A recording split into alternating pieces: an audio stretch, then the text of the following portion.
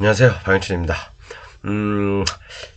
이번 시간에 한번 간단하게 그걸 한번 정리해 볼게요. 지금까지 제가 좀 굉장히 중요한 내용들이 많은데 필요하신 분들은 제 강의 지난 강의 한번 참고해 보시면 도움이 많이 되실 겁니다.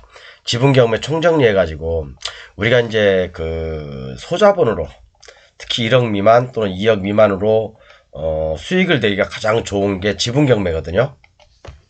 잠시만요. 지분 경매인데 지분 경매를 했을 때 꼭 알아야 될 사항들을 제가 몇 가지 이렇게 쭉 지금까지 강의를 했어요.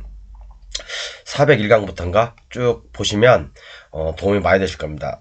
첫 번째는 역경매, 채권의 불가분성, 법정지상권과 지분 경매의 충돌이 아니라 어떻게 보면 법정지상권도 있고 지분 경매도 같이 엮여 있는 물건들, 그런 것들.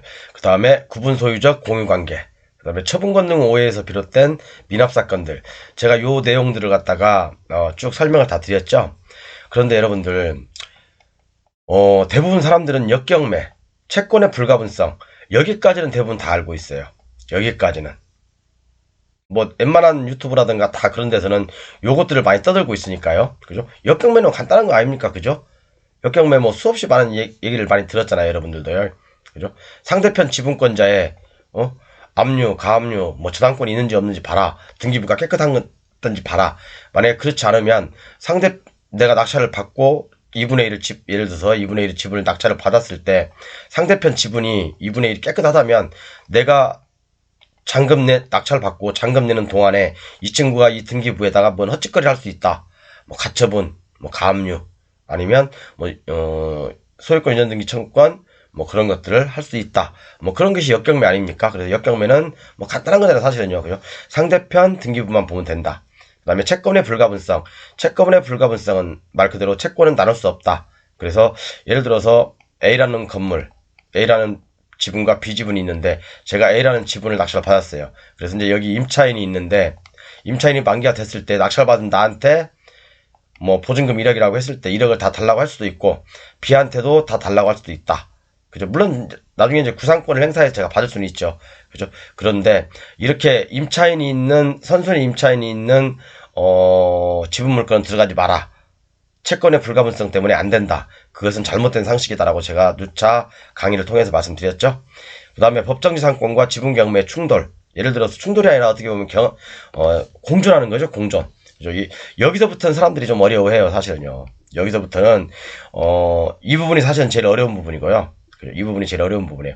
법정지상권도 건물도 있고 토지가 A, 뭐 B 이런 식으로 나눠졌을 때 이 건물이 있을 때 이게 법정지상권 성립되든 안 되든 상관없는데, 자 여기서 지분 경매하고 이제 충돌이 생겨요. 내가 이 지분을 낙찰 받았을 때, 또는 이 지분을 낙찰 받았을 때, 또는 이 전체 지분을 낙찰 받았을 때, 또는 이 건물을 낙찰 받았을 때, 이런 경우 굉장히 헷갈리거든요, 사람들이요. 이게 철거야, 아니면 존치야, 아니면 내가 이걸 어떻게 해야 돼. 그래서 A 지분, 건물이 있는데 A 지분을 낙찰 받고도 꼼짝없이 5년이나 7년 후에 다시 또 이것이 경매로 나오는 경우도 수두룩하지요.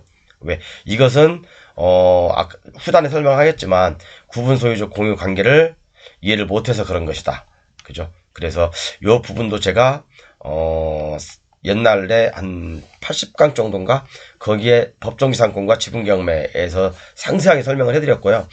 최근에 401강인가 402강에서도 상세하게 설명을 해드렸습니다. 그러니까 지분이 이렇게 나왔을 때, 또 위에 건물이 있을 때 이런 걸 사람들이 받지 말라고 그러는데 그런 건 아니란 얘기죠. 그런 건 아니에요. 그런 건 아니니까 제 강의 상세히 다시 한번 참고해 보시고요.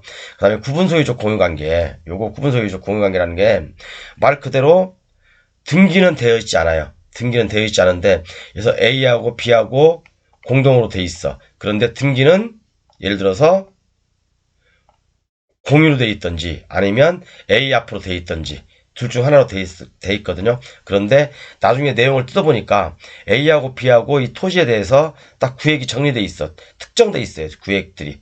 그죠?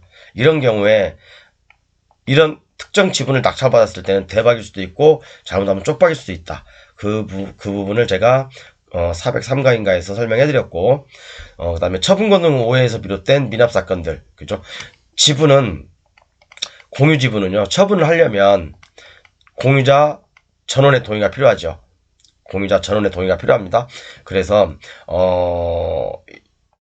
사건을 말씀드리면서 아까 어떤 거냐,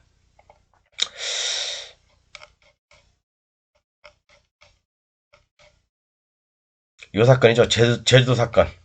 제주도 사건을 말씀드리면서 이 전체가 n분의 1 공유로 돼 있는데, 그죠? 여기에는 건축물들이 다 앉혀져 있다. 자, 그러면 이 건축물하고 토지 지분만 경매로 나왔는데, 토지의 일정 지분과 플러스 이 건물, 특정된 건물이 경매로 나왔는데, 자, 왜 미납을 했을까라고 제가 설명을 해드렸죠? 이게 404강에 있습니다. 여러분들 한번 꼭 보십시오. 그래서 지분 경매를 하시려고 하면 역경매도 아셔야 되고요. 그죠? 채권의 불가분성도 잘 활용하시면 좋은 결과가 있을 거고, 그 다음에 법정지상권과 지분 경매의 충돌, 경합이죠, 경합. 같이 나왔을 때 요것도 꼭 제 401강에 있으니까 보시고요. 그 다음에 구분소유적 공유관계, 요거 403강에 있으니까 꼭 보시고, 그 다음에 처분 권능 오해에서 비롯된 미납 사건들, 아까 제주도 사건 제가 말씀드렸죠. 그런 것들. 그래서 우리가 지분 경매를 할 때는 여기까지는 사람들이 뭐 달달달 알고 있죠. 잘 알고 있어요. 그렇지만 여기서부터 들어가면 이제 머리가 아픈 거예요. 이제 머리가 아픈 거예요. 근데 이것도 오히려 쉬운 거고, 그죠? 그 다음에 처분 권능 오해에서 비롯된 미납 사건들, 요것도 간혹 나오니까 조심하셔야 되고요. 그래서 오늘 이렇게 간단하게 지분 경매 총 정리를 해봤는데, 요것은 제 강의에 다 있어요. 여러분 한번 찾아보세요. 찾아보시면 다 있으니까 여러분들 쉽게 공부할 수 있을 겁니다. 이 정도면 아마 지분 경매에 대해서만큼은 다들 박사가 되실 수 있을 것 같습니다. 그리고 강의 교재를 판매하고 있으니까 필요하신 분은 말씀하시고요. 어쨌든 지분 경매는 요 안에서 움직입니다. 이 안에서. 특히 이제 중요한 것들은 정말 돈을 벌고 싶으신 분들은 요거 3번 있죠. 법정지상권과 지분 경매의 충돌이 아니라 제가 잘못 적었는데 경합 같이 나왔을 때 요것들이 어떻게 보면 사람들이 모르니까 많이 유찰이 돼요. 그래서 이런 것들을 한번 유심히 보시면 좋을 것 같습니다. 오늘 이렇게 좀 제가 피곤한 관계로 간단하게 줄일게요. 감사합니다.